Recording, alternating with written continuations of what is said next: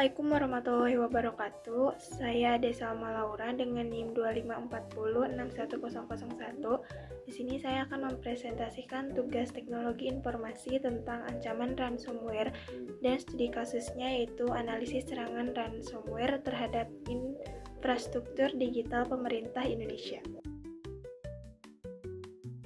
Ransomware merupakan salah satu ancaman cyber paling serius saat ini. Dalam video ini, kita akan membahas ransomware sebagai ancaman cyber nasional, serta mengulas studi kasus serangan terhadap Pusat Data Nasional Sementara atau PDNS di Indonesia. Apa itu ransomware?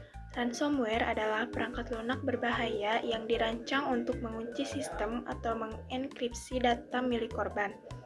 Serangan ini biasanya diawali dengan masuknya malware melalui celah keamanan atau phishing. Kemudian data dienkripsi dan pelaku meminta tebusan untuk membuka kembali akses tersebut. Peran BSSN dalam keamanan cyber nasional. Badan Cyber dan Sandi Negara atau BSSN merupakan lembaga yang bertanggung jawab atas keamanan cyber nasional. Dalam setiap insiden cyber berskala besar, BSSN berperan dalam identifikasi serangan, koordinasi penanganan, serta pemulihan sistem yang terdampak. Berikutnya ada serangan ransomware terhadap PDSN. Pada Juli 2024, BSSN mengidentifikasi adanya serangan ransomware terhadap Pusat Data Nasional Sementara.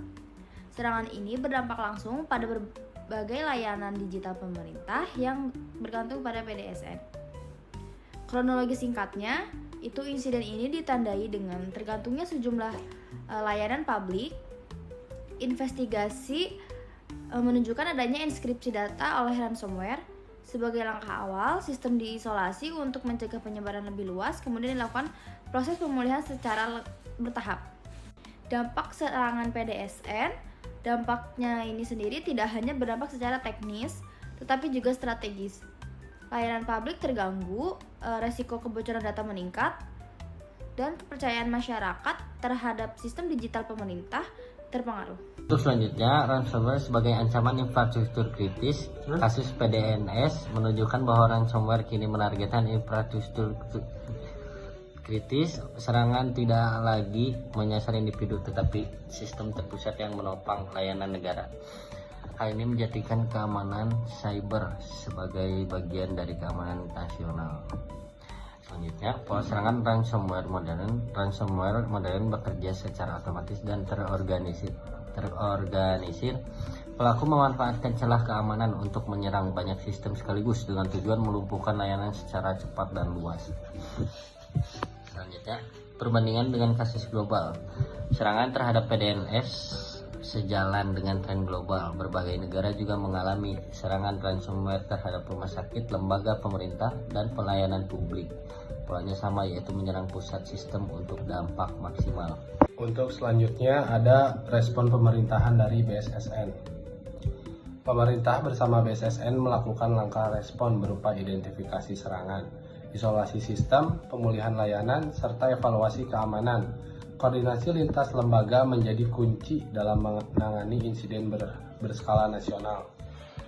Lalu selanjutnya ada pelajaran dari kasus PDNS.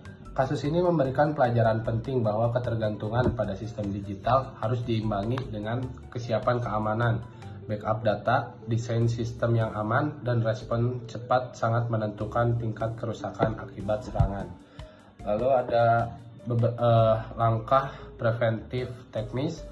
Beberapa langkah teknis yang dapat dilakukan antara lain backup data secara rutin, pembaruan sistem berkala, segmentasi jaringan, serta pemantauan keamanan secara real time. Preventif non teknis. Selain teknologi, faktor manusia juga sangat penting. Edukasi sumber daya manusia, simulasi insiden siber, serta penerapan SOP tanggap darurat perlu dilakukan secara konsisten. Kesimpulan, ransomware merupakan ancaman nyata terhadap infrastruktur digital nasional. Kasus PDNS menunjukkan bahwa serangan siber dapat berdampak luas terhadap pelayanan publik dan kepercayaan masyarakat. Keamanan siber membutuhkan kesiapan teknologi, sumber daya manusia, dan koordinasi yang kuat. Keamanan siber bukan sekadar teknologi, tetapi komitmen bersama dan proses yang berkelanjutan dengan kewaspadaan dan kesiapan yang baik. Resiko serangan siber dapat ditekan. Sekian, terima kasih.